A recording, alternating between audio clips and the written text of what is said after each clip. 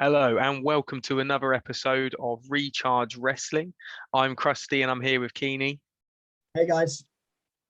And this is our WWE podcast. We're going to recap and review in the build up to SummerSlam 2022. Very exciting time. Firstly, I just want to thank everybody. We had a massive influx of listeners on the podcast. So thank you very much. And please continue to listen. If you want to find us on YouTube, just search Recharge Wrestling. You'll find us there. And we also have a Twitter account at Recharge Wrestle. Please give us a like and subscribe, follow, and we really appreciate it. And we'll keep continuing to make you as good a content as we can. So we have had some massive news this week. It seems to have just kept flowing. We always say it, the moment we are on air, it seems something seems to come out, and then we miss the boat kind of. So I think this will release sort of Thursday night, Friday morning. So Keeney, do you want to dive into that? Yeah, sure. So this is potentially the biggest news in professional wrestling history. I'd go as far as to say, I think it came out Thursday night, probably whilst we were recording the pod. Vince McMahon left WWE. Just that in itself is huge news. But since then, we have learned that Triple H is taking over operations and creative, isn't it? Yeah, going to be running the shows like he did with NXT, and the black and gold NXT in Triple H's hands was the best WWE wrestling we've seen. I would argue in the past couple of years. So that's exciting. I mean, I guess just straight up, what did you think when you heard Vince was leaving? I kind of anticipated it. I know he's been sort of toying around, hasn't he, by coming on the show and announcing himself for no real reason. But since the things that were coming out in the press, it was kind of almost looming. It's a mixed bag, really, because he's made it quite clear he's still the majority shareholder. He's still going to have a bit of an influence, isn't he? The fact that it's kept within his family, with Stephanie being CEO and then Triple H's son-in-law in creative, but we know how different the way Triple H looks at things. And like yourself, with the sort of reminiscing of the black and gold brand, I think taking some of Vince's creative spark into storytelling, but then bringing in Triple H's real desire for really good wrestling matches, more than a 5-minute disqualification, I think could really be something special. So I'm really excited to see what happens over the next. It's not going to happen. Well, it might happen immediately. SummerSlam could have some wild changes, but the next few months, I think, is really going to build, isn't it?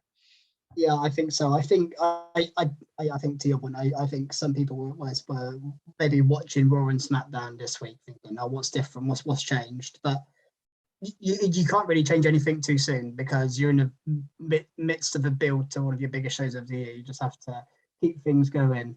I don't think we'll see the kind of effects of Triple H in charge for a good few months. If I think 6 months down the line, we might start seeing Triple H's WWE rather than Vince's WWE.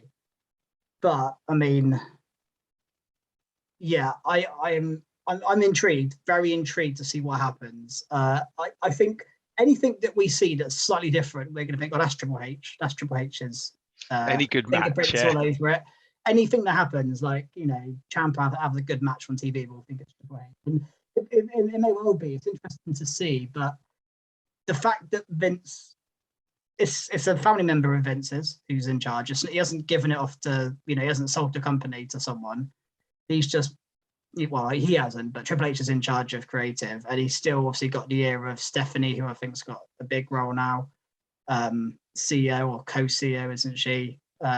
So I'm intrigued to see how much of an influence he still has, despite him not officially being in WWE anymore. So I don't for 1 second think he's going to have nothing to do with anything anymore. But I guess let's wait and see. I'm intrigued. We've been wrestling fans for a few decades now. Many moons. Yeah, and this is the first time ever we've seen not just WWE, but the landscape of wrestling without Vince McMahon involved. The first time ever. So this is completely unprecedented. Completely different grounds, isn't it? And we got like Tony Khan sent out a tweet, didn't he, saying, calling himself the longest running CEO of a wrestling company, and like I thought that was in poor taste. I didn't think that needed to be said. He's a nightmare, isn't he? I mean, it was slightly amusing, but he is the absolute disaster on Twitter. He's just going to get slaughtered for that. People are going to be, the thing is, a lot of people don't like Vince, but a lot of people do like Vince. He does, and even the people that don't like him, he's made WWE what it is today, hasn't he? He has, yeah. He invented WrestleMania. Like, you can't get a better legacy than that. He created The Undertaker. He created The Rock. He created Stone Cold. He is essentially why we all love wrestlers, because of what Vince McMahon has created. So ignoring all the personal stuff and whatever allegations, I don't know the ins and outs. But as a wrestling promoter, for the fans, I think he's been the best thing that's ever happened to wrestling, just on those terms. And I think Triple H has big shoes to fill, but we have seen him do really well with NXT, with a brand. He was let on his own. Him and Shawn Michaels were just let on their own in NXT and made it my favorite show to watch for a couple of years. And I think quite a lot of people's. So brilliant, wasn't it? Yeah, it was, and it's gonna be interesting to see how that changes. Interesting how just before this all happened, the PG-14 certificate came in. Yeah, because we know, looking back to Black and Gold NXT, it wasn't very PG, was it? It was pretty savage. You had some matches between, notably, Johnny Gargano and Ciampa, which it made me cringe and wince sometimes. So maybe we're gearing up for some of that, which I wouldn't be opposed to. Some of it coming across. No, completely. And I think the timing of a lot of these announcements we've had are very well thought out. I mean, the fact that Vince announced he was leaving on just with a tweet rather than, a big song and dance about it, makes me think maybe he was pushed to some degree. But also he had Madison Square Garden's Raw on Monday, and he quit days before that, which is, one of the biggest Raws of the year, because, they always go mad for Madison Square Gardens. So I suppose if it was really planned out, he would have announced he was making a big announcement or something like that at that show. And that would have drawn in. I mean, they were doing that for weeks, weren't they? Just saying, oh, Vince is coming, and to bring in, and it had like the biggest ratings. He could have done it again. So I don't think you're wrong there. I think they've got to a stage where they've said, right, enough's enough. You've got to step down now. But then again, they might have just been sorting things out in the background. There's probably a lot of things that need to be prepared for a changeover, for a handover to Triple H and Stephanie, both of which had stepped back not too long ago, which seems quite strange now you think about it, how Stephanie completely went, didn't she? Triple H obviously had health issues, but stepped back. And now suddenly it's like, right, in we go to the top level. It's not even so Triple H must be well, because if he wasn't, you wouldn't put him in arguably one of the most stressful jobs. Now he's got not just NXT, he's got everything now under his control. So he has a lot of stress in him, like you say. So I mean, I hope his health is fine, and I'm sure it is for him to take on this role. But yeah, interesting times ahead. And I think the next 6 months or so, I mean, just on a personal level, what does this do to Clash? Because maybe Vince had plans, and maybe Triple H has got different plans, and maybe things change. Because this is the other thing, we know how WWE's booking is. That's because we know how Vince books TV. All of a sudden, it's a bit different now. I've already been thinking about SummerSlam, because we've had keep an eye out, by the way, on our Twitter for our predictions league. Yes. Even if you haven't joined in before, find us at Recharge Wrestle on Twitter. We basically have a little league going, a bit of fun, predictions for the upcoming pay-per-views. SummerSlam's a big one. It's arguably the second biggest after WrestleMania. So get involved. But as I was saying, I now have no idea, because I'm quite good at predictions. I think I'm second in the league. But I have always, as you say, gone from what I think Vince will do. I have no idea what's going to happen now. And like you say, Clash at the Castle, which we are stoked about because we're going to be there. What's going to happen? Who are we going to get wrestle? I'm expecting some absolute scorching matches. But I know Triple H has such a big investment in the UK. Obviously, he had a big part of NXT UK starting up. So hopefully he really wants to impress. So we get a WrestleMania level card is what I'm after. Maybe without the celebrities, but I'm sure we'll get something. Yeah, it's gonna be very interesting. Indeed. Shall we get on to the review and recap? This moves nicely anyway onto SmackDown, doesn't it? It does, yeah, because we had Stephanie McMahon open the show to just essentially thank her dad. Which you got some nice Vince chants going completely expected. It'd have been weird if nothing was said, wouldn't it? So I think something had to be done, and Stephanie's probably the person to do it, being his daughter. But yeah, I mean, so you know, they were chanting "Thank you, Vince," and there's been a lot of I listened to a couple of wrestling podcasts myself, and well, I listened to one, but they have said, was the people chanting, considering the allegations, is that a bit in poor taste, or is it just, I guess people aren't thinking, are they, about the allegations? You've also got to remember a lot of wrestling fans are quite casual. They won't follow the news and the media. I know it's huge, but that's because we're involved.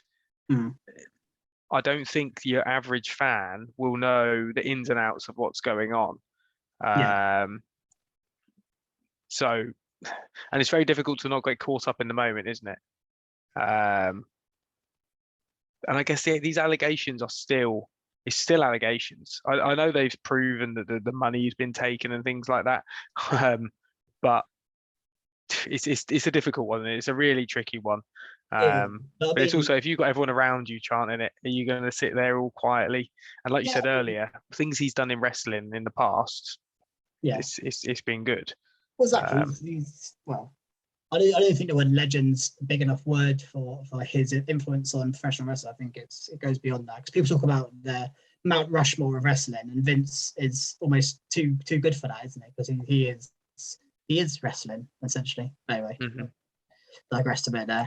Or was as of was he was now, maybe not anymore. But let's see. Can I get into a top mark straight away? I'm just going to straight in, kick us off positively, because it kind of does link on to what we've been talking about. And a story broke Friday morning, Friday morning US time, so probably during the day in the UK, that Brock Lesnar had walked out in response to the news of Vince leaving. He'd walked out of SmackDown hours before the show. And then there was like a meeting with all the wrestlers just to kind of make sure they're all okay, I guess, and make sure no one else was a flight risk and was going to walk out on the show. So we went into SmackDown, considering he was advertised for SmackDown, Brock Lesnar, not knowing what, and it made SmackDown really intriguing. And I don't know whether this breaking news or leaked news was a work, or whether it was leaked on purpose, or whether it's always so difficult to know what's a work and what's not, isn't it? Or if Brock actually left. But the reason I'm speaking in top mark terms is because at the end of the show, where I'd honestly almost forgotten that Brock might turn up. I don't know about you, but I watched the whole show. I wasn't thinking about Brock. I was at the start, and then as the show gets on, you kind of, you're thinking about what's happening. And I had back on mind kind of forgot about Brock. So seeing him come out at the end just really, it surprised me, and it probably shouldn't have done. I'm an idiot. I shouldn't fall for these things, but I fell for this one. I just wasn't expecting Brock at all at the end, and the pop he got from the crowd. It was massive, wasn't it? It's huge, and I wonder how many of them. Still so over. Yeah, he is. But yeah, I mean, what did you think of that? Were you surprised to see him, or were you? I was, because again, I thought he'd gone. I was actually thinking, how are we gonna? Well, one, is he going to be at SummerSlam? Is he gone? What are they going to do? How are they going to make this work? Arguably, their biggest match on the card is now not happening. Would have been a huge blow. And I was just thinking, to be honest, I thought it was ending quite well anyway. I thought it was quite good. That just topped it off. We might as well go into the main event. Since we're talking about it. It was a 6-man, wasn't it? The Street Profits and Madcap Moss, the Usos, and Theory. Yeah. I think we had at the start of the show, Madcap Moss saved. We had a small promo, didn't we, where it just ended up in a big fight between the Profits and Usos. And that's Theory it. And Theory, yeah, it was good promo. I know people get hate for him, but I'm actually really enjoying Theory in this. The way he's almost going for everybody, isn't he? He's really got no friends. He's doing a really good job, yeah, and they are making out that he's got a lot of enemies, and that's quite cool. But actually, I think it might have even been you yourself who said you were concerned that Theory had no one. Theory with a briefcase could be good, but no one's around for him to kind of stalk with the briefcase. But actually, he's stalking everybody. He has been everywhere. Yeah, and every time we see Roman, we see Theory. Every time we see Brock, we see Theory. Every time we see even Lashley, he's around. He's everywhere, isn't he? Well, this is the thing. He's got a US title match at SummerSlam. And then you've got Ziggler hates him. Madcap Moss hates him. He's fighting with the Street Profits. He's literally going at everybody, which can only surely be building to him not being able to cash this in. I don't think they'll. I'm digressing slightly, but I don't think they'll have a failed cash in. I think he just won't get to cash in. I think he'll be on his way, and then something will happen. Because I think he's too good at this role to let it just go after such a short time. It just works so well. He's getting so much heat, isn't he? And integrating with all these different wrestlers. Again, not to bring it back, but I think it's going to be happen a lot on the show. We're going to keep bringing it back to the big news. But Theory is an interesting one because you saw how he was booked on Black and Gold under Triple H, and he was a joke character, wasn't he? Yeah. He was this dumb jock who didn't know which way he was going and spoke out of turn. And the way Vince booked him as Money in the Bank, title contender, top guy. I mean, ordinarily, when you associate an NXT and going up to the main roster, it actually goes the other way. So Theory's an interesting one where Vince booked him a lot better than Triple H ever did. And now Triple H is back in control. But I'm sure Triple H is, he'd be mad. I don't think he's crazy enough to reverse what he's done, because I think he has done a good job. Again, I know people aren't too keen on him, but I think that's just, he's playing his character so well. Yeah, I think it's just really good heel work. He annoys you. And he can be thrown around. I mean, look at Elimination Chamber, where Brock launched him off the top of the cell, off the top of one of the cages. It's mad.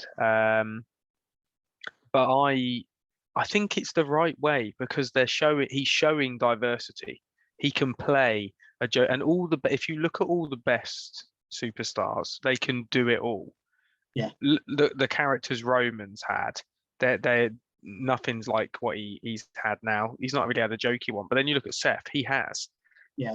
Jericho, all these like amazing superstars. The Rock, they can do jokey. They can do. I know it's a tall order to compare Theory to these, but just in the sense that it's such a broad spectrum that he can do these comedy characters, and then he can be a serious wrestler and a good heel. He also followed Seth around for a while, didn't he? Yeah, so he's really diverse. So I'm actually quite excited to see where his career goes. I'm not his biggest fan, but I just think he is good at what he does. And he looks the part anyway, doesn't he? Yeah, he does. But yeah, essentially that was my top mark was Brock returning, not as much the match, because it ended in the DQ. In fact, Theory struck Madcap with the briefcase. Yeah. Which I almost think, as much as I don't normally like that, it needs to happen, because you can't have Street Profits or Usos take a real lot, like a proper loss. It wouldn't make any sense. So use Theory. Madcap, aren't they, a bit as well? They really are. And lose much. He's thrown in these with the main eventers as well, which is good. We want to see people coming through. We can't just have the same people over and over and over. So no, exactly. I mean, I think when Fisher he got inside knowledge of the top heels on SmackDown, and Ricochet was second or something. I think Madcap Moss is probably if not first and second. Unfortunately for poor old Ricochet, since he lost that belt, he's disappeared, hasn't he? Bless him. He has disappeared. Which is actually horrid. That shouldn't happen. Considering the thin roster they have, I can't believe they're not using him. I think Triple H will. He thought quite highly of him in NXT. Yeah. They just need to show his wrestling off. That is where he shines, isn't it? Yeah. His wrestling's great. Again, a Vince trope was he wasn't big enough, and he needs wrestlers to be a certain size to be pushing them to a certain point, which is why maybe Adam Cole would never have worked out the main roster, because Vince wouldn't have pushed him to the point. Yeah. Whereas I think Triple H maybe has a different viewpoint on that, as we saw with how he pushed Adam Cole in NXT. He pushed Strange. This is a really big segue, but you just mentioned Adam Cole. Yeah. I know this isn't the AEW part of the podcast, but I read earlier that Tony Khan has said that Adam Cole is in contract till 2027 with AEW. So there is no chance of him leaving unless something really goes pear-shaped and he wants to be bought out. So he's there for the long haul. Same as Malachi Black. He's got another 5 years on his contract. So yeah. Well, again, I've read some reports on Twitter. So take it with a pinch of salt. could be for real fake. Yeah, take it with a pinch of salt. But you're hearing like kind of whispers of these released wrestlers who maybe are thinking about coming back because Vince isn't in charge now, and that everyone's mindset's just changed in WWE all of a sudden. People are thinking, actually, it's a different. Well, the share price went up 10%.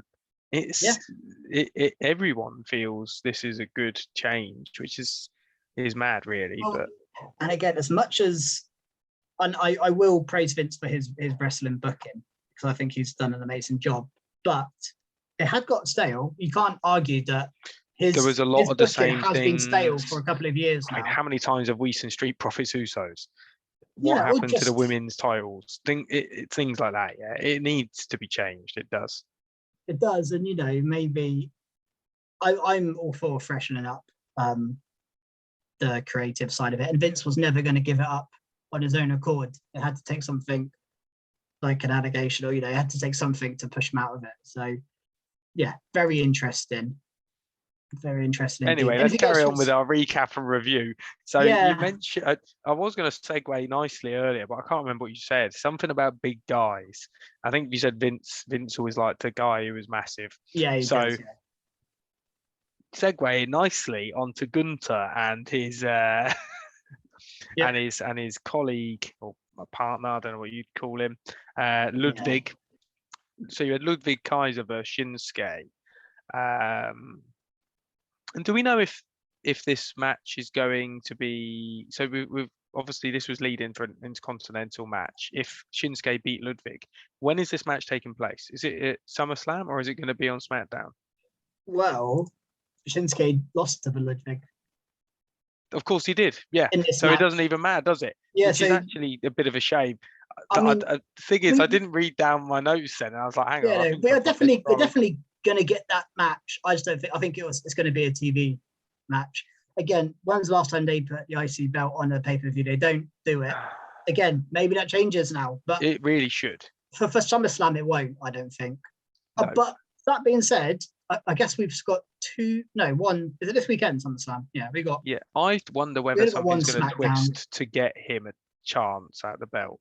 Yeah, it just seems a bit of a strange build if you then don't have the match. Yeah, I mean, I guess realistically, if it does get on the SmackDown card, it will probably be on the pre-show, because I think it's just not had quite if the they build. Do a pre-show, a bit rushed. If they'll do one. Whether they should, it should be early on, but I think it could be good. But the reason I actually got confused and thought he won is because of the after angle, which was the interesting bit of this match, wasn't it? Yeah. Which is why I thought he'd actually Shinsuke beat him. No, this is an interesting one. I don't quite know where this is going with Gunther chopping Kaiser. I think it's making him just a super heel, isn't it? Really, I don't think they're teasing a split or anything like that. It's way too soon. But basically, Gunther tells Ludwig to take his shirt down, and then like almost teases that he was joking, but then gives him a real big chop. And as Fisher said last week, it's good that they're utilizing this chop because it is probably the most savage chop in wrestling. Yeah, I would say so, yeah. It's insane. The only thing I can think is this is just building for somebody to feud with them over that. So a real baby face, stop doing that kind of thing. Whereas Shinsuke doesn't really care, does he? He just wants the belt. He doesn't care about Ludwig. I think you're going to have someone try and get in between them. Maybe the next feud. Yeah, could be interesting. I mean, maybe Shinsuke could do that role if he and his name is John Cena. Sorry, imagine that though, Clash of the Castle. John Cena versus Gunther. He's the sort of person who would come to the rescue, to be fair. Yeah, he is. So something could this be my skid mark? I think I might give this a skid mark because I think we're straight in on the skid mark. I think this was a bit skiddy. I was about to bring something up, but it's a little bit skiddy. And I didn't have a skid mark coming into this recording. So we were promised last week to meet Maxine Dupree. Okay, yeah. We were promised to meet Max Dupree's sister, I think, is what she was billed as. And it seems like she has replaced Max Dupree. So I know Fisher had his prediction of Ginny. Yes. And that would have made sense. He was certain, wasn't he? Yeah, maybe put some money he convinced on it. me. Cost a lot of money, yeah. That's why he's not here today, the shame of getting his prediction so wrong. He's no longer Fax Fisher. We've removed the title. Just Failure Fisher. So we actually got Sophia Cromwell from NXT, who's been with Von Wagner and Robert Stone. For about a month? And hasn't really said anything. That was a quick call-up. And again, I'm assuming she can wrestle. We haven't seen her wrestle. We haven't seen her even get near to wrestling on NXT. Very quick call-up. I wasn't massive on this promo, personally. I wasn't again, because of the levels Max Dupree promos are, I felt like it come down to me. And already, if they're replacing Max Dupree with her, this group is already doomed to fail, in my opinion. I just don't see. I think Max Dupree is the only way it could have worked. And I agree with you. Hopefully, Max Dupree's still a part of it, and we keep it. But Fisher mentioned last week that he thought Vince had fallen out with LA Knight, Max Dupree. I'm wondering whether maybe he was on his way. But what I'm hoping for is that Triple H has come in and said, "I'm not wasting LA Knight on this faction. It's not worth it." So I'm hoping he's going to pull him for a little while, and then introduce him as LA Knight, and then actually have him wrestling, have him spitting fire promos because he's awesome. Any feud he was in NXT. Although he seemed to lose everything, it was just amazing. So I'd love to see him on the roster, and I really hope he's not doomed to the release list. I think there's less chance of that now. Yes. With Triple H in charge of creative. Definitely. I think so. Although it depends how big the fallout was, because Triple H is still not gonna want to upset Vince this early, especially, is he? So no, exactly. Like we said, who knows how much involvement Vince will still have in the short term. We got, speaking of feuds that go on a bit too long, Sheamus and Drew. Now I love it when they wrestle, but they're just not wrestling. And this match was meant to happen 3 weeks ago. Yeah. The Clash of the Castle number 1 contender match, which I think it's a bit weird to do before we even know who the champion is. I think you do that once you work out your champion because you don't know what's going to happen. They just want a big build, don't they, to try and sell as many tickets as they can. They have dragged it out, and now we have a Irish Donnybrook match, whatever that is, on SmackDown this week before SummerSlam. Sheamus and Drew, the winner is number 1 contender for Clash.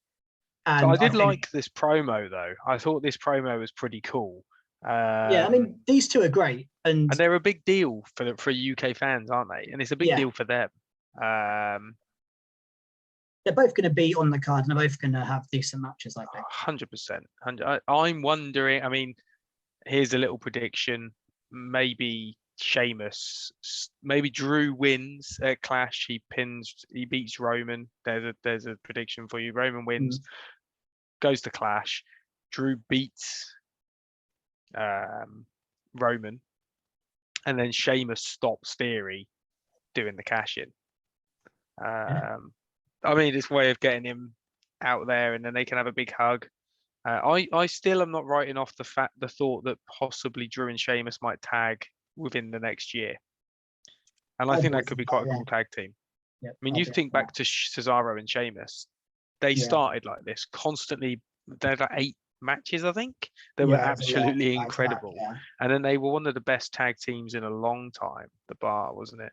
Yeah, it was amazing. And Sheamus and Drew are like quite long time friends outside of the ring. You know, they do get on really well. Like you see them on social media going to football matches together and the pub together, and they just kind of do what two lad mates would do. Well, this promo actually sort of snuck into that a bit, because it mentioned Drew I think was speaking, and he said our first match was in front of 100 fans, and this one could be in front of 70,000. And then Sheamus said, I'm not going to lie, that's made goosebumps come up on my arm. I liked that bit. That was a real cool promo, showing that they've been in there and done it together from the start. It's an interesting story. I'm quite looking forward to seeing where this goes. Yeah, I mean, do you think there's a possibility that they could just have a draw on Friday, and maybe at Clash we get a triple threat at Clash? I think maybe be cool, and there's also a way of Roman not getting pinned. Yep. Sheamus or Drew pins Sheamus for the title. Drew doesn't get pinned, and then Roman is still unbeaten. Essentially, and then Sheamus still stops the cash in. Yeah, even though he lost. Anyone can stop the cash in. There's Theory's got to have a line. Everybody did have a big conga line, stopping the. It would be quite cool actually if they did that over like the course of a few weeks or so. He tried to cash in every week, and someone different. Someone gets in the way. Yeah, there's always someone different, and it's like, God, how many enemies have I made? No way, Jose stopping the cash in, number 50. Well, I was thinking maybe bring back Johnny Gargano, stop the cash in. Patricia from catering has just stopped the cash in.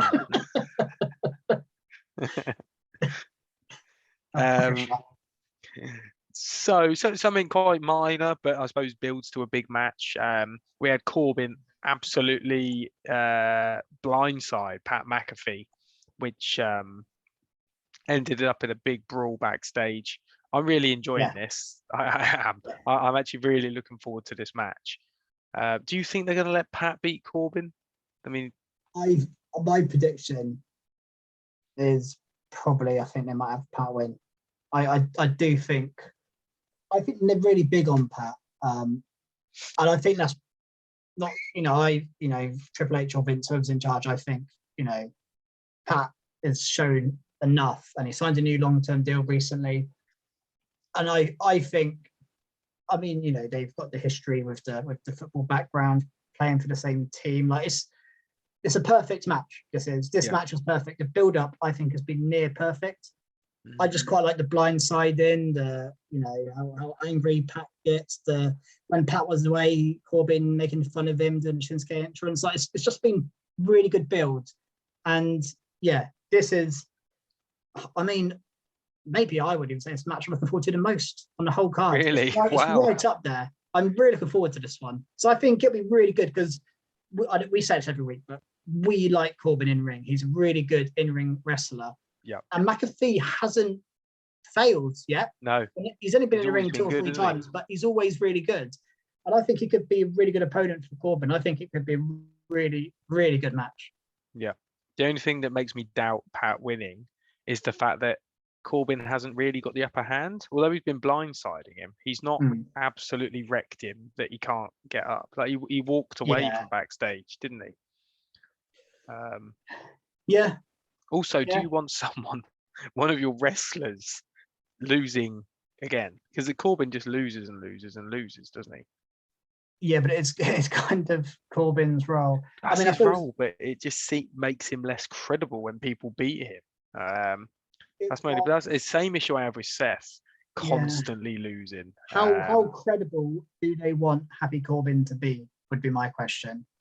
I think sometimes there is just a transitional heel who plays that role, who will get into feuds. Dolph Ziggler played it for a while, who loses pretty much every feud he's in, but he gets into feuds with people to kind of elevate them, and that's kind of his role on the card. And I think Corbin's perfect for that role. Sami Zayn's another one. Sami Zayn loses a lot, but he plays it really well. Even The Miz loses quite a bit, probably less so than the other two, because he does win sometimes. But yeah, I would say Corbin, Miz, and Sami Zayn are those three at a moment in that role of like that heel that just can lose. And I think Seth is a different, because I think Seth is maybe the best performer they have in the whole company. So I think that's a different story with Seth. But I think those three, I think they play a really good role. And I think they all do a really good job. I think Corbin's been amazing in this build. I think he was really good with Madcap Moss, even though that went on for quite a long time. I think went on a bit too long, didn't it? But and he really put over Madcap. He really put him over. Yeah. I look at Madcap. So yeah, I think Corbin can afford to lose. So let's talk about some women's wrestling, I think. So we've got a few little things just to note. First one wasn't massive. We had a Liv and Ronda promo. Got a passionate promo from Liv saying she's going to beat Ronda, and then she's going to shake her hand when she beats her. I'm not sure on this match on who's going to. Can Liv Morgan really beat Ronda? I think. Do we have a big comeback here? Maybe. Yeah. I think the only way Ronda loses is if it's because of a comeback. Return of Bailey. I think that's what you do, and I think that's how you move Ronda away from the title and give Liv a proper run. Yeah, you can't let her lose. You can't let Liv lose, but also you can't probably have Liv beat Ronda clean. You can't have Ronda lose clean to Liv, otherwise Ronda's mystique goes. She doesn't lose to anyone clean. No, Vince McMahon even beat Liv in a cash-in. Really, it wasn't far off. So they must have something up their sleeve for this one. That's because it just doesn't seem like a matchup that makes sense. I don't think, unless they got something lined up, a comeback. Maybe. I think Bailey's coming back. It could be Charlotte Flair, though, couldn't it? We could have Charlotte. Please, no. Please don't. It could be. You could bring Charlotte back because she has had the feuds with Ronda, get her to lose to stop Liv beating her. Do you then have Charlotte feud with Liv? But then will they let Charlotte lose at Clash? No, probably not. I think Liv needs that belt up until the Royal Rumble or something like that. Yeah, I agree. I think she needs a decent run out of it. And she's doing well. I know she's selling merch like crazy, so I really can't see them taking it off of her. She's very popular, very popular. Almost like more popular than I think she should be. I think the fan base behind her is massive. I don't know. She's very likable. Yeah, she is. Do you know what it reminds me of, actually? It reminds me a bit of Becky Lynch's hype before she turned into Becky Lynch, when she was not on TV much and a bit of a mid-card act. That's what it reminds me of. And Becky Lynch has excelled. Again, very likable. That's the thing. Yeah. She was a very likable character. So, I think they engage a lot with the fans, which really helps. Yeah. So I think that's the goal for Liv, is to try and be the next Becky Lynch. That's a tall ask, but it is a tall ask. But awesome. I would say Becky Lynch was in a similar, if not a worse position than Liv Morgan's in right now. Well, definitely right now because she's champ. But even before she was champ, I would say she's at the top of the tree now. Yeah. So I actually think Liv Morgan is, it's up to her. She has to perform. But yeah, right now it's not credible she beats Ronda Rousey, and you can't have probably a problem for your champ. Rousey. Yeah. Maybe Bianca Belair.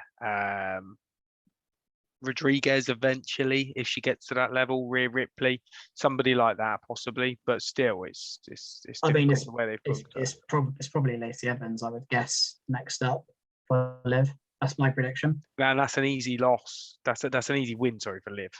It is, yeah, and it's also an easy segue as well onto Lacey It Evans. sure is, yeah. Voicing, poor old Aaliyah though. Poor Aaliyah. I know. Like, she just wants a match. And do you know what's annoying about this? I mean, it's like, I think you guys said it last week. It's good that Lacey Evans now has a lane and she can stick to it. She's a heel, fine. We know now. It took 2 months for them to realize what brand or whether she was heel or face. They had no idea. Finally, we've got somewhere. But what we saw on SmackDown was odd, because why didn't the match take place? Is this the second time in a row now we've seen this happen? Yeah, because the match was advertised, the entrances happened. Well, Aaliyah's actually, I think Aaliyah's might have happened on TV, but anyway, the entrances happened, and then Lacey talks and walks off, and then that's it. Just move on to the next thing. Gives it a woman's right. That's Aaliyah down on the floor. The only thing I really liked about it was the fact she's calling people nasties again. Yeah, I like it when she calls everyone nasties. Well, she's definitely a better heel than a face. I thought that face would be. I was interested to see it because we haven't. I don't know if she can do a face role, but yeah, she did for a little while. I think she was right at it. Before the Ric Flair stuff, and she was pretty over, but the crowd saw through the cheap tactics to try and get her to be a face, which turned her into the heel. So it's actually worked quite well, I think. But yeah, it doesn't really matter this just at all, does it? It's just a shame Aaliyah's not getting a match, even if it's 2 minutes long. And the only other thing really on the card that I can think of, unless you had anything else, was we had Rodriguez versus Sonya Deville. Raquel Rodriguez. Really good match, actually, and a great win for Raquel. It's great to still seeing her being booked so strong. And I thought her finish is really cool. It just looks so powerful. She had Sonya up in the air above her head with one arm. She really is looking great, and they're booking her so strong. They really are. Really pleased with that.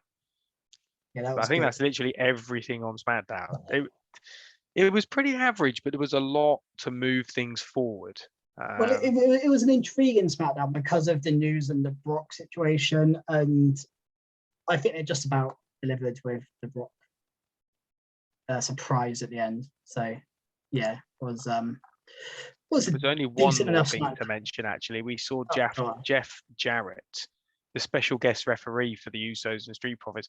I just want to say he looks absolutely insane. He looks so good for his age. Yeah. He looks really well.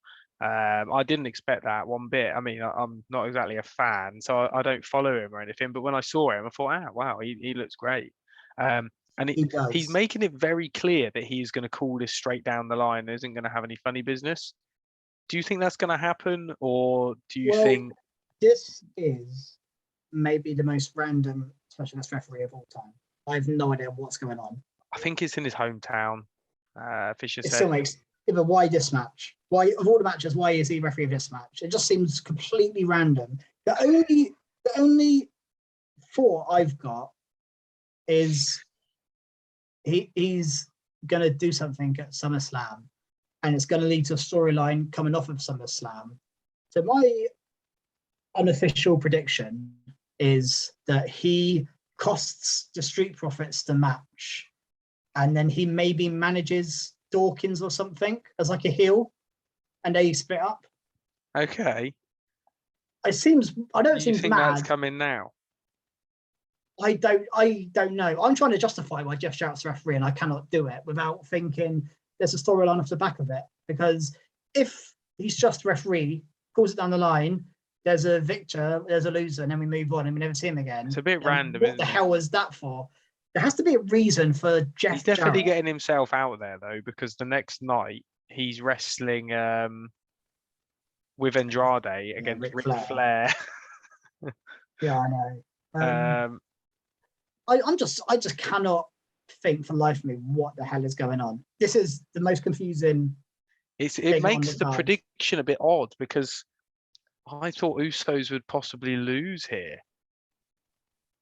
Yeah, I mean, I think I said it on the podcast actually when the special referee was announced. I thought, Sami Zayn, this will be a cool role for him, trying to get on the Usos bloodline's good side. Maybe he'll mess up or something can accidentally, cost the Usos the match. Then there's that storyline there. That would have made sense. Sami Zayn's doing nothing else. It would have made complete sense, that storyline. But to throw someone completely random in who's not only is he not involved, he's not on TV ever. He's not part of the company. He's a Legends contract. So I just think there has to be something else to it. There has to be something happening off the back of SummerSlam. I'll be interested to find out. So on to Raw is War, and this went off pretty quickly. You come out of the opening credits straight into Miz and Logan Paul having a massive fight. Yeah, we don't see this often. And again, I mentioned it at the top of the pod, but you're going to keep seeing things and thinking, is this Triple H? And I was like, well, this is different. Vince doesn't usually do this. But maybe just... It's Logan Paul, though, so it is quite Vincey. Yeah. But I can't say I hate it at all. I actually... Logan Paul impressed me when he wrestled at Mania, so... No, it is. I mean, the problem they've got is trying to get Logan Paul cheered because he's playing the face in this dynamic. And I mean, do you think they're achieving? Do you think Logan Paul is a believable face? I mean it's a mixed opinion, isn't it, in the crowds? A lot of people don't like Logan Paul just because of who he is, but you can't deny he's popular. He's pop for good or bad reasons. He is popular. And the Miz just plays a good heel. He can't really play. Logan Paul couldn't really play the heel after being betrayed by the Miz at WrestleMania, could he? Yeah, I suppose so. I mean, I thought a way to make him more popular, and we did get a bit of backstage is to have him in a tag team with AJ against the Miz and Ciampa. To me, that match makes more sense for SummerSlam.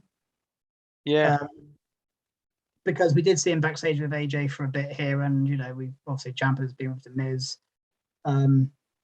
But again, a one-on-one match, that's a big ask for a celebrity to pull off a one-on-one match. Most celebrities we see come in are in a tag team match because it's easier to wrestle a tag team match, I guess, because you're not in the ring as often, and it's a different psychology.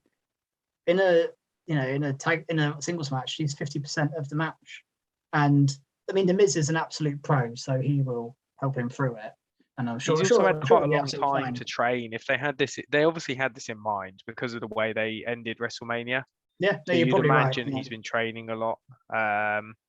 I hope so. I look forward to it anyway. I think the story's quite good. It's just one of those matches that I'm not massively fussed, but it's going to be fun, I think. Last time it over-delivered massively. So I guess this segues quite nicely onto the segment called Impulsive, which is Logan Paul's basically rip-off of Miz TV. And you just had Maurice come out and talk to Logan Paul, basically talk about how big or small his balls are again for the fourth week in a row. Yeah, it's a bit much now. Still amusing, but it's got to the sort of end of the amusement now. This is just something they've latched onto, isn't it? Because the crowd liked it. They've got T-shirts saying it. The lot, as WWE do. And then you get another attack by Ciampa. And they actually get the one up on Logan Paul, and Miz hits his skull crushing finale. Something that's really worth noting that wasn't on the show.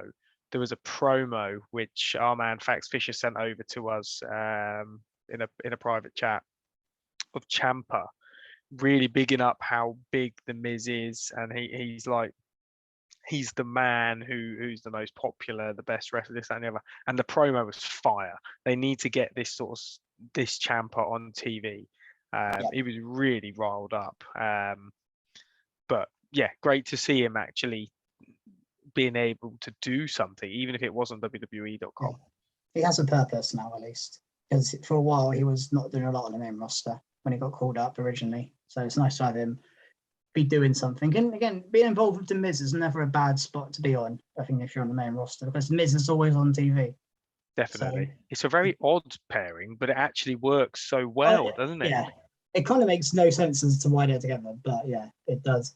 Actually, I can segue that lovely onto Speaking odd of people that shouldn't randomly to be together. Odd pairings. We had a random tag team with Dolph Ziggler and AJ Styles. This is throwing people together, isn't it? Some reason. God knows what's going on here against the Alpha Academy. Shoosh. I still absolutely love Alpha Academy. Yeah, I like Alpha Academy as well. they are good. But again, they have this role currently of not doing much, getting involved in like random people's stuff. They haven't really got their own storyline, have they? No. But we saw a win for Ziggler and AJ. So they, I always question these decisions when they have a proper tag team lose to just two random singles guys together. Because in my mind, the tag team should be better because they tag together all the time, so they should work better as a team. But they've always done this, though. Always done this. The only time they lose is if they put two feuding people together. Yeah, no, you're right. Which actually. I hate it when they do that. So I'm glad. Oh, you guys have to work together to get your match. I hate that. So don't do that ever again, WWE. No, it's stupid. But so random. Yeah, so random. What was interesting here, though, is we got Ziggler pick up the pinfall with a zigzag. Yeah. How often does he win match with a zigzag? They're pushing him again. I think this is his last hurrah, isn't it? He's on TV every week, winding up Theory.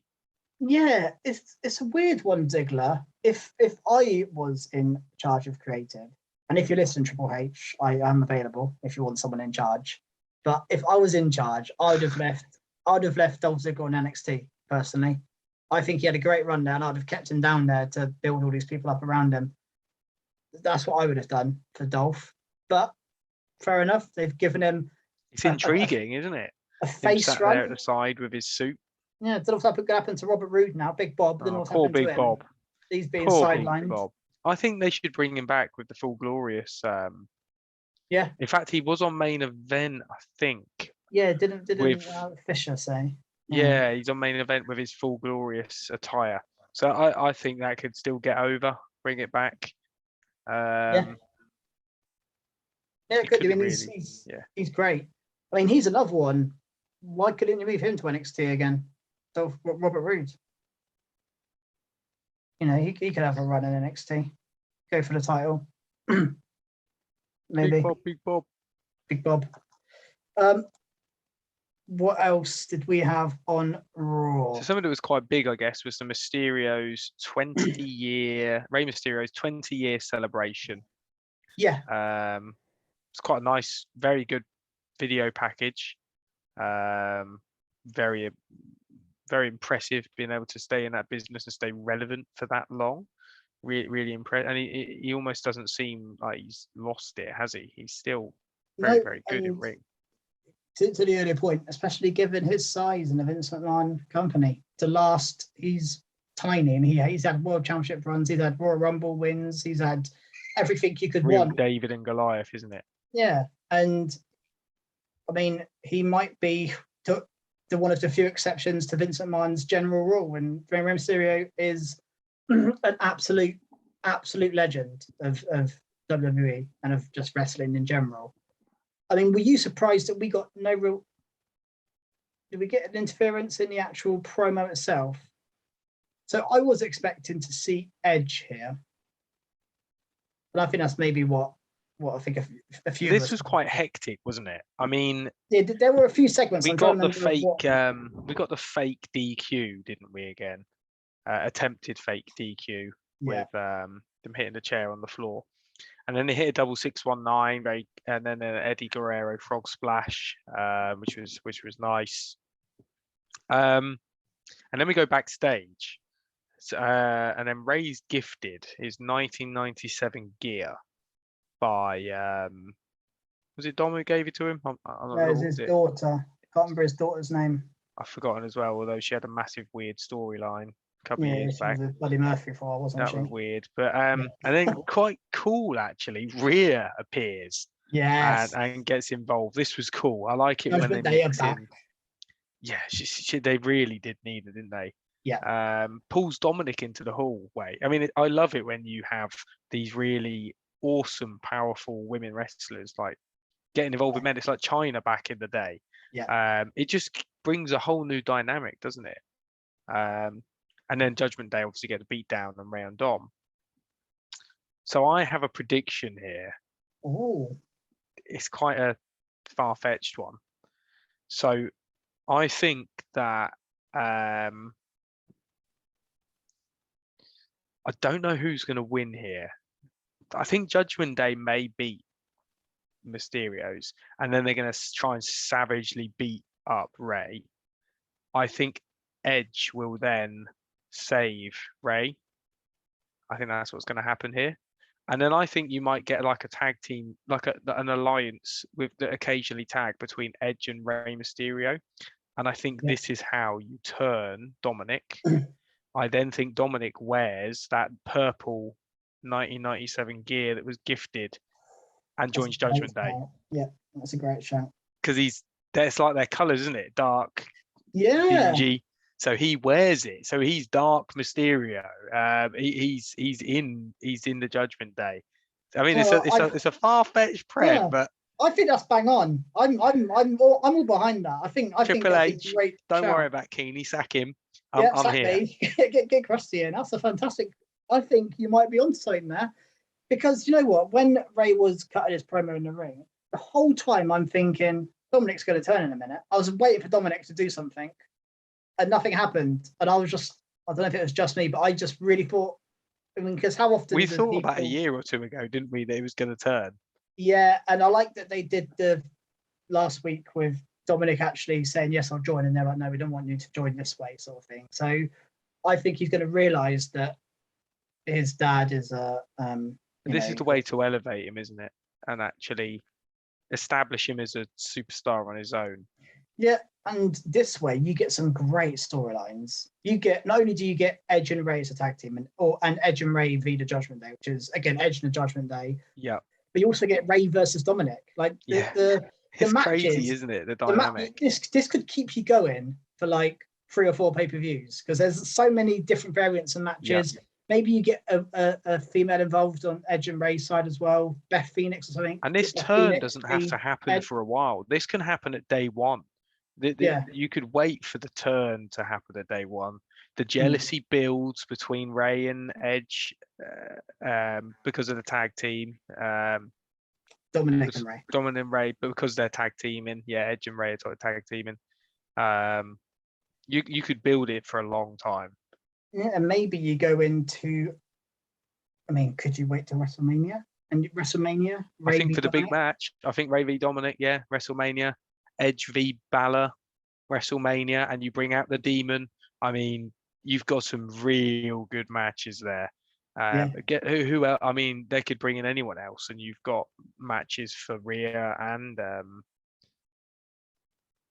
mean, again, I said it off the cuff, but I reckon you could bring in Beth Phoenix and get Beth Phoenix for Rhea as well. That could be cool. Yeah, it could be really good. The big one, both, and then you've just got something for Priest to do. I suppose he can just be on the side, kind of thing. But it's there's so much they could do with that.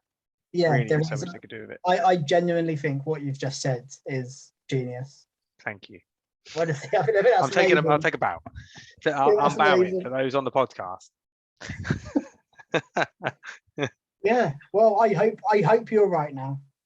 Yeah, me too. Actually, now the more I think about it. Anyway, we should probably press on because we're really going into every single thing here, aren't we? It's the build up to SummerSlam. Let's get excited. This is what happened. Well, one thing, there's not much else from the show to mention. We got a promo at the start of the show from the Tribal Chief, our Tribal Chief, Roman Reigns, which was amazing. And just, again, you can go into the promo itself. I know you like the actual promo, the back and forth with him in theory, but just the presence of Roman Reigns is insane. He's is mad. Bigger than anyone else. in the company by a bit. Like, he is huge. He makes it believable that he is controlling stuff backstage. Stuff he says, it's like Yeah, you think they bother me. I'm the one doing this. yeah, he is. Inviting Theory into his ring. Yeah, It's mad, isn't it? he is the man, the absolute man. But anyway, what do you think of the actual promo and back and forth itself with Theory and Reigns? I just thought this was so good. I mean, firstly, you had an awesome promo from Heyman as well. Yeah. It's very similar to what we've had over the last few weeks, just saying how Brock's this powerful thing, but the Tribal Chief's going to beat him. It was still great. Yeah. But this promo was just so good. Roman saying, I want you to analyze the situation. Your daddy's gone. Yeah, that I was mean, amazing. that's hilarious. I mean, and then the fans joining in with "Who's your daddy?" chants. Yeah. And I think this was off the cuff. I don't think this was scripted. When Roman then said, if he keeps messing up, the tribal chief's going to be his daddy. That Yeah. was absolute gold. What a legend. That couldn't have been in the script, surely. Yeah, But that's Roman, amazing. he is the man. I mean, I get annoyed when he's not on TV and he's not there for weeks on end with the titles. That does annoy me, but I Yeah. can't deny he is absolutely fantastic when he's there. Yeah, he's number one. Nobody could say he's bad. You just can't. Back in the Superman punch era when he was a face, he was pretty damn awful. I did not like him one bit, but now I think 99% of people surely think he's one of the top guys. He's incredible. Yeah, he's on another level right now. I just ended with Theory smacking Jay in the face with the briefcase. He loves hitting people with that briefcase, doesn't he? He does. It's great. He's perfect for the briefcase Theory. Really, if you think about it, it does suit him so well. We this thing kind of randomly moved on to Drew McIntyre v Theory, because Drew just came out randomly. Well, Theory started like a proper. I thought, hey, we've got Theory in the ring again, ready to start a promo, and I thought that was quite odd. But then he got interrupted instantly, as you say, by Drew. Yeah, and then the match just started. Anyway, that ended in DQ when we got Lashley and Sheamus involved. Then we had a tag team match. It's chaos, isn't it? Lashley and Drew v Theory and Sheamus. It's tag team matches you never thought you'd see. And yeah, throwing everyone together. Yeah, the Hurt Lock. The Hurt Lock on Theory, was it? I think from Lashley. Yeah, and he tapped out instantly because he was trying to preserve himself, which I like. It's actual foresight. You're not. I hate it when they like go balls out before a massive match, and it's like you wouldn't do that. You would preserve yourself like Theory is, and it's very clever booking again. It is, and then he just works into his super kick character. By the Usos as he walked out Theory, and then Reigns come back out and stood over him. Again, it's great that we are just seeing Reigns and the Bloodline and Theory and Brock. Just Theory's everywhere, and it's brilliant. They're all everywhere, aren't they? They've got Sheamus and Drew as well. I actually really liked a spot by Lashley was going to do his usual spear through the barricade. That barricade taking way too many beatings, but then Sheamus like come out of nowhere with this massive knee and annihilated Lashley. I just thought that was a really cool segment. That was good. Just to give Sheamus a little bit of credit, but also the reason Lashley managed to get the Hurt Lock on was because of Ziggler. Again, Ziggler winding up Theory from the outside. So he's having this impact. They're literally using the same superstars in so many different segments. It's mental. You had Ziggler there. Next minute he's tagging with AJ. It's weird. Yeah, it's a good use of stars, I think, to have them all. Big time. Have them involved all over the shop. We got a brawl between Becky Lynch and Bianca Belair in the build-up to the match. I have nothing really on that. I loved Becky's outfit was awesome, just like all in white. I just thought it was cool. She's coming out in some awesome gear every week. I don't know if she has the creative over that, but it's just wild. It's cool. It really is cool. But yeah, again, Belair gets the one up over Becky in this instance, but nothing really much more to say, was there? No, wasn't much on this. And then, I mean, we did get Alexa Bliss and Doudrop have a match. There's not much to say on that. The only thing that really had anything kind of cool was Doudrop sitting in the ring saying, "Someone come move me," and Ronda comes out. But yeah, the match was completely pointless, and poor Alexa Bliss. I guess they're just kind of keeping her relevant on TV. Yeah, it's just random. Hopefully before she does something. Do you want to talk about the main event? Yes, I'd love to talk about the main event. So, surprise, surprise, we had Street Profits and Usos in the ring, but at least this time we had Riddle and Roman. Yeah, the Bloodline is a 6-man. Yeah, yeah. I mean, it's a rare occasion, I guess. But Reigns doesn't wrestle much. The real mixed bag here, because Usos and Street Profits put on amazing matches, and I don't mind watching them in the ring. But I'd love to know the stats on how many times these two or a variation have faced off. They have to be one of the top teams or people to face. It's constant.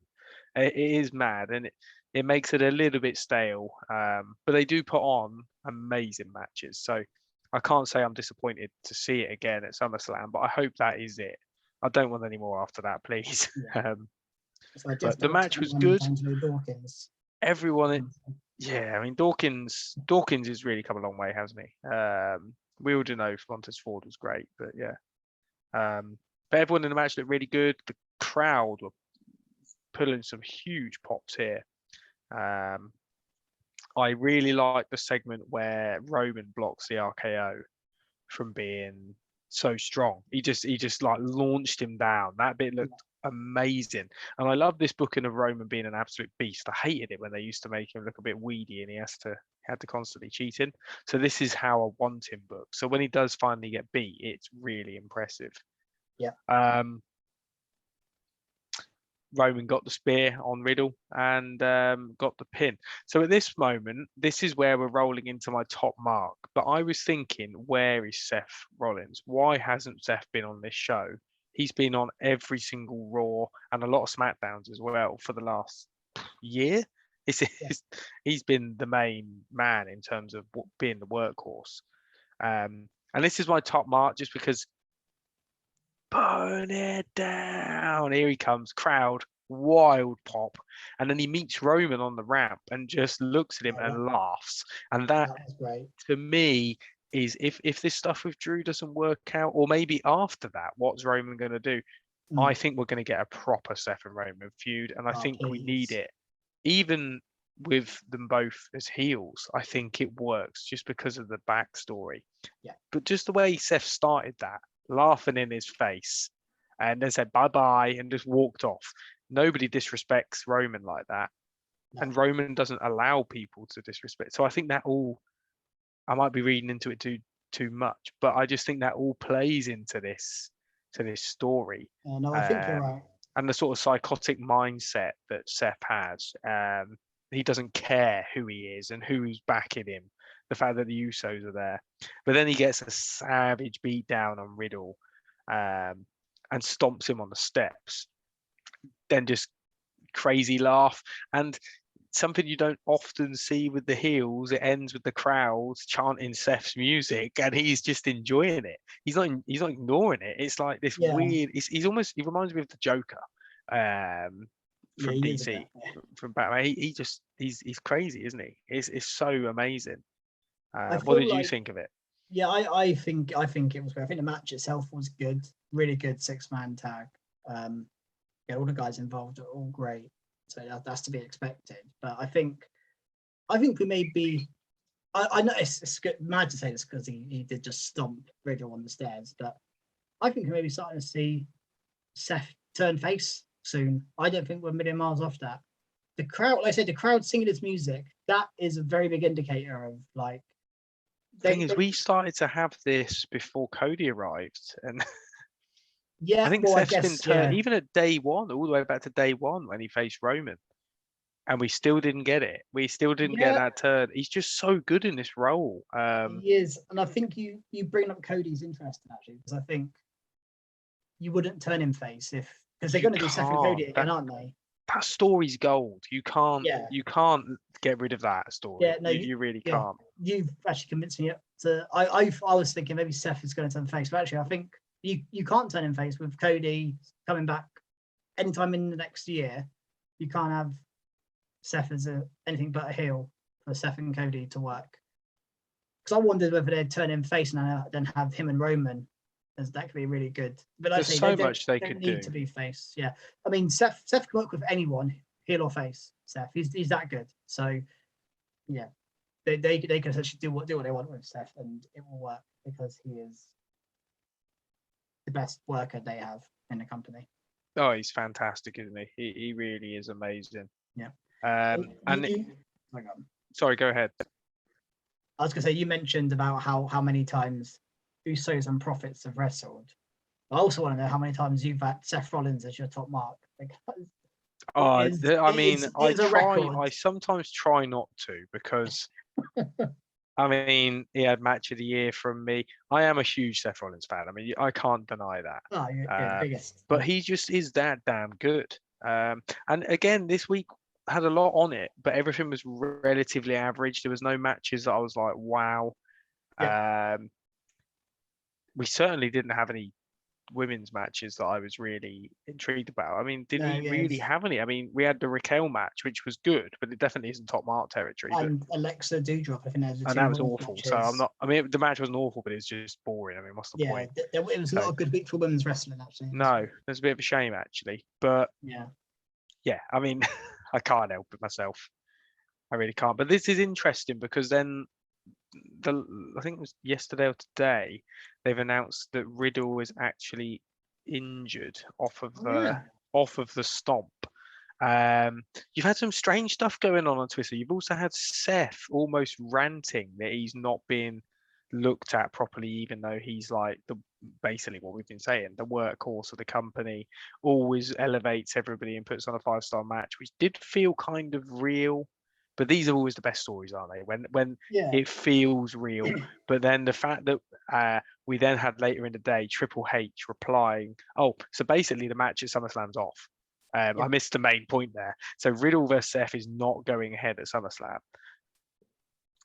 Seth then tweets saying, I'm sorry to the fans that came to see me. What is a SummerSlam without me? And Triple H replies saying, I hear you. So what is going on here? Are we going to get the match anyway? Are we going to get a special guest? Is Seth going to be thrown into the main event? I mean, what's going to happen here? Yeah, it's interesting. And it's interesting what that does with Clash only a month away as well, because are we getting Seth and Riddle there? Depends. I mean, this does feel like a work, but is Riddle actually injured in some way, and that's why they're resting him? Riddle's been involved a lot over the last few months. If he picked up an injury, it wouldn't be a big surprise because he's been worked into the ground for Riddle. Yeah. But I hope not. I hope it feels like a work. It feels like one, definitely. But I mean, maybe we'll see on SmackDown, because I was going to say, they're on Raw, but the brands aren't really a big issue right now. Anyone's anywhere. Yeah, we're recording this pre-SmackDown, so yeah, it definitely could. It definitely could go ahead, couldn't it? Could be a massive work. But yeah, I mean, overall, nothing absolutely outstanding. But I think Raw and SmackDown were pretty solid this week. Yeah, I thought they were good shows. I think good builds towards SummerSlam, and yeah, I'm pretty hyped for SummerSlam right now at this point. Yeah, I'm excited. With a SmackDown to come in between, it'll be interesting to see what happens. But let's just run through NXT quickly. There wasn't a big show this week. Anything? I mean, let's start with the main event, I guess, because sure. We had an 8-man tag, Diamond Mine versus the D'Angelo family, which was a bit chaotic, but it was good. I mean, this is the sort of match you usually see on a AEW show. I feel like these 8-man tags, big factions, feels like an AEW type match. But it's interesting. I wasn't on the pod last week, but I was surprised that, because again we keep thinking Roddy Strong's leaving, he's breaking up, and then last week they seemed to all like be back together All and be best mates all again. happy families again. And I was I like, think this is again pressuring towards that, though, isn't it? The ending here. Yeah. With Strong accident. Well, it was almost like they were one-upping each other, wasn't it? You had Strong and Julius just basically just annihilating person after person. And then it ends with Roddy Strong accidentally kneeing Julius in the face and causing the loss. Because Big Tony D hits just forget about it, and we get the 1, 2, 3. Was a decent match. I mean, I really like the Creeds. I've said it before. They're so explosive. Sorry, you've gone a bit quiet there, Sean. Sorry, can you hear me? No, come a bit closer to your microphone. Can you hear me? That's better. Yeah. I'm not sure what happened there. Oh, sorry. We want to make sure we hear everything you say. Yeah, make sure you hear what I say. One of the Creed brothers, I think it's Julius, the taller one. Yes. Really impresses me. One of them is insanely good. He kept jumping on the top rope and doing suplexes and just incredible. He was the real standout for me. Yeah. He hit one suplex, like a normal suplex, and he released him at the top of it. And Stax went absolutely flying. One thing I can say is Stax was getting beat the hell out of. He was flying all over the ring, so he definitely had a purpose. Fair play to him. Yeah, fair play to him. I mean, it isn't a bad spot to be in, is it? I guess. But interesting that the two Legado guys seem to just. They seem to be properly in the faction now, don't they? And I'm interested to see what happens when Escobar comes back, because that's kind of not been spoke about for. I wonder if he's coming up. They could call Escobar up, I guess.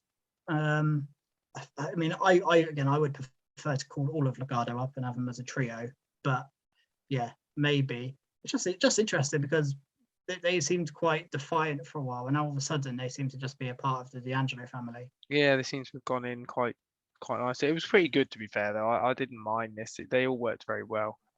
They're all good wrestlers, so it was definitely decent. Yeah, it was good. That was probably the highlight of NXT, I would say. I mean, we had lots of women stuff going on. I mean, we've got Zoe Stark back now, haven't we? She let off a little promo. I must say, Cora Jade came out, and her promo, it was great. She has come on leaps and bounds. I mean, I was really critical back in the day, mainly of her wrestling, but her promo work has just gone insane. I'm really impressed. I look forward to seeing what she can do. I completely agree. I think this is a good role for her. I was intrigued when she turned heel, and I think so far so good. Definitely. So goes. And then we had Zoe Stark. She actually opened the show, Zoe Stark, for a promo. She did, yeah. Got interrupted by Cora and then Toxic, and then it set up a GG. Toxic were absolutely everywhere, weren't they? They were, and this is like the start of 2.0 when Toxic Attraction were the main attraction of 2.0, and they feel a bit more like that. I mean, I think this is how they should be booked. I think they're really good. One of the best things in NXT, I would argue. Yep. I think they're a really strong faction, and I thought Gigi was really good on the mic as well. I thought she really did well on the mic, and then they got into their match, Zoe and Gigi, which obviously Zoe Stark won, and we have that match. I don't know if it's next week, but it's at their next named show. Yeah, I've forgotten the name of it already. What it's called. Yeah, I've forgotten the name as well. Heatwave. I was going to say Sandy Shores, so yeah, that makes sense. Yeah, Heatwave, yeah. Sandy Shores. Yeah. They probably showed a picture of some sand or a beach or something. Yeah, I think it's called Heatwave. I guess we should carry on talking about the women's wrestling then. So yeah, we have had an announcement for a fatal 4-way tag team match, which is next week, I think. Yeah. Or is this going to be at Sandy Shores? I mean, Heatwave. It could be at Sandy Shores. Yeah. I mean, I don't know. I don't know when Heatwave is. It could be next week. I don't know. And this involves Toxic Attraction, and this is all because Cora Jade put the title in the bin.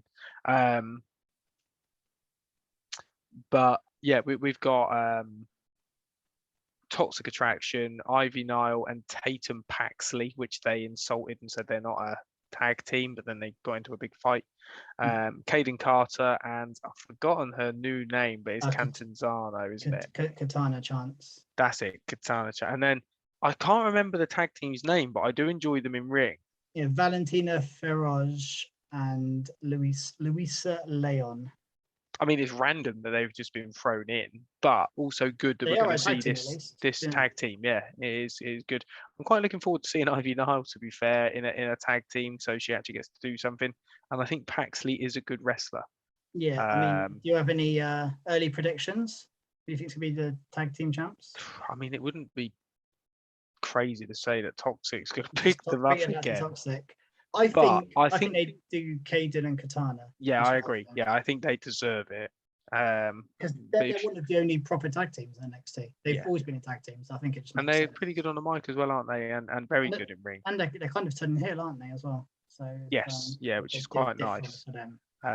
The person who actually, which I forgot to mention, announced this was actually Alundra. Alundra Blaze. And Fax Fisher told me earlier that they mentioned this on the show, but I actually got it wrong and thought it was the wrong title. That she actually put the women's title in the bin in her run. So this is quite interesting because obviously Cora J put the title in the bin. So yeah, I guess gives a little link there, brings the legend onto the screen. I mean, it makes more sense than Jeff Jarrett, doesn't it? I guess. Yeah, it makes a bit of sense. But this is an interesting direction because I thought them throwing the title in the bin was their way of writing the tag team titles off, and they were just realizing we don't need tag team titles anymore. We don't have the main roster. We don't need it here. But they're going back to it, which is interesting because I thought that was the reason for what they did. Triple H. So we got the tag team titles back up. Yeah, sorry, Keeney, we're losing you when you look away. You're going to have to stare right into my eyes or the camera so everyone can see you. Sorry about our audio issues there, but yeah, if you're on YouTube or not on YouTube, Keeney's going to stare down the camera now. Stare directly into the camera for the rest of the show. So I think I've lost the train of thought. The tag team titles I thought were going, but they're not, so that's good. Did we have any more women's wrestling on the show? That was basically what most of it was about, wasn't it? We had Indy Hartwell beat. Oh, of course we did. Yeah. Ariana Grace in a bit of a nothing match. Yeah, there wasn't too much to that, was there? Apart from Indy winning. Wendy Chu had some nightmares. Yeah, I'm not interested in Wendy Chu in the slightest. Cool. Apologies if anyone's a massive fan, but I'm certainly not now. That's definitely ship has sailed. That ship has sailed. Yeah. Waller and Wesley.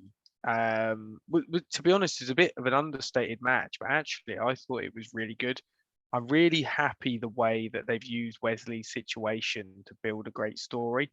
Waller really works well in this because he's such an ass, isn't he? I mean, he brings out the aggression in Wesley, and then you got Trick Williams knock out Wesley with a boxing glove. Yeah. When then Waller gets the finish with his awesome finisher, which I really do like. But yeah, that was a good match. It was. I like the story they're telling with Wesley, with his road to redemption story. Is quite cool, and I think he's got good potential. Wesley, I think he's got, for someone I thought could have got released when they released his tag team partner. I think he's actually got good potential now, so I think he's done well. Well, they've done well with Wesley. We had Apollo Crews beat Zion Quinn. Zion Quinn's a strange one because he's very good and he seems quite popular, but he doesn't seem to get booked in a very good way, does he? No, he doesn't. He has the look, Zion Quinn. I just they don't have a role for him yet. I don't think he's kind of a bit lost. Loses a lot, doesn't he? Yeah, he might be someone who does better on the main roster, Zion Quinn. I think he could be one of those. Well, in NXT, I just don't think he's going to do anything. Whereas I think maybe main roster, he could have a purpose. But nice to see Apollo Crews. We haven't seen him wrestle too much since he moved down. Doesn't really have a storyline as of yet. But yeah, he looks good. He got the win here. Very different to his main roster character, but good. We also saw another guy you love as well, JD McDonough, with a interesting promo coming up through the crowd. I'm interested to know what you think about this one. Yeah, insulted everyone and was basically saying how he could hurt people, wasn't he? He, was saying that he got to Vic. Is it Vic Joseph? Yeah. And said that he could break his shoulder if he wanted, and yeah, just interesting. I quite liked it. I like this JD McDonough. He's someone who didn't get a lot of mic time on NXT UK. He got a bit, but not a lot. I think from what I've seen of him, he's actually really good. I think he is very talented. I don't know if this really got across very well with the fans, but then again, it's a very good way of making him an extreme heel. He did make me laugh when he was going through everyone and he said how many people have died eating popcorn or something. But then the next thing, he just spoke to Alicia Taylor and said she had a nice voice. Yeah. I think this was a real good promo. Something different as well. Almost emphasizing again, he's not the biggest of guys, is he? So I think he's demonstrating how he can hurt people anyway. He's just savage, isn't it? It's believable that he could beat Braun. I mean, I like that. Yeah, that's a good thing. I agree with that. 100% prefer this to the Gacy feud by a mile. Oh, 100%, yeah. 100%. We did see another promo on Gacy, the Schism, as they're now called. I think it's a stupid name, the Schism, but I don't like it. But I can't remember their new names, but Gibson and Drake. What a transformation, especially Gibson. Yeah, I mean, it all looks great, but not great. They look quite cool, but then he talks in his Scouse accent. It just sounds ridiculous. He's trying not to, isn't he? Yeah, it would help him out a lot if he wasn't Scouse, I think. Unfortunately, but yeah, I mean, let's see what they do. At least Crystal Young Vets are back on our TV and doing something, because we didn't see them for a long time.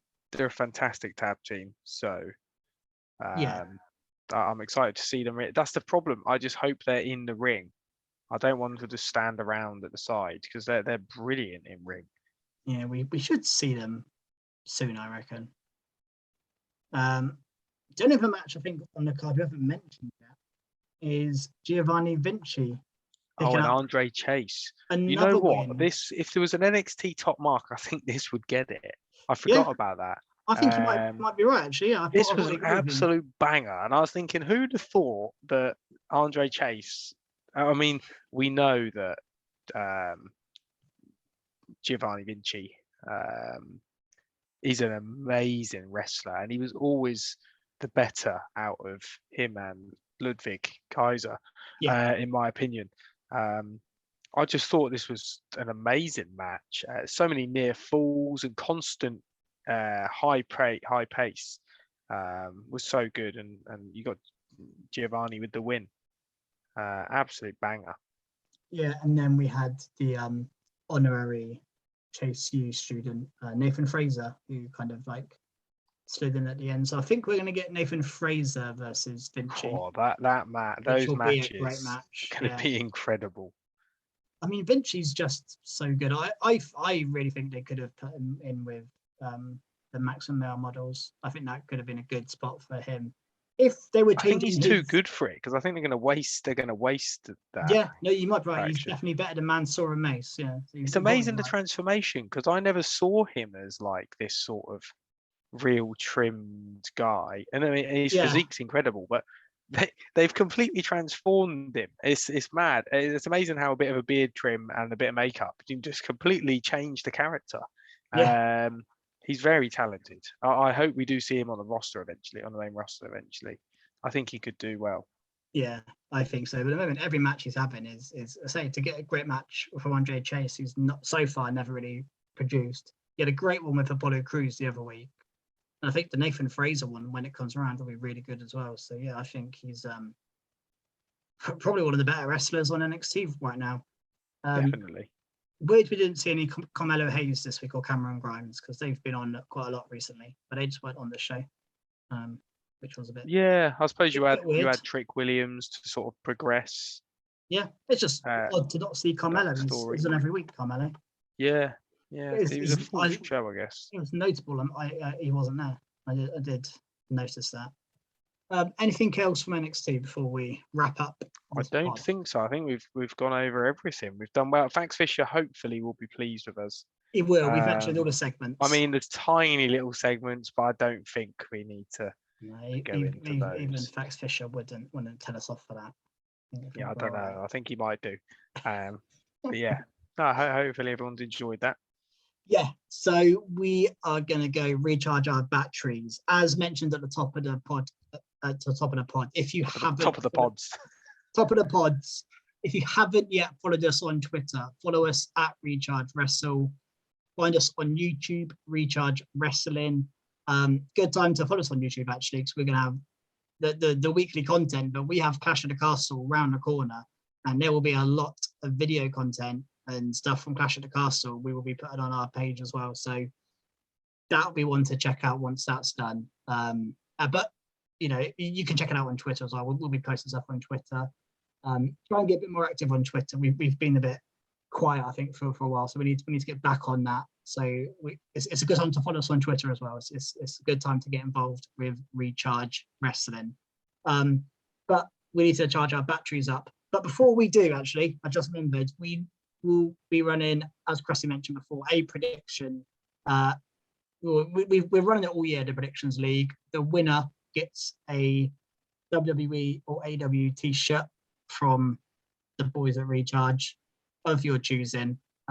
So it is definitely worth getting involved. It's not too late. Plenty of pay-per-views to go. There's a lot of time, and no one's doing that great. It's not like there's a standout performer. So definitely worth getting involved. Check out our Twitter for that, where you can see the tweets, and that's how you can get involved. So do that, recharge your batteries, and we will see you the same time next week.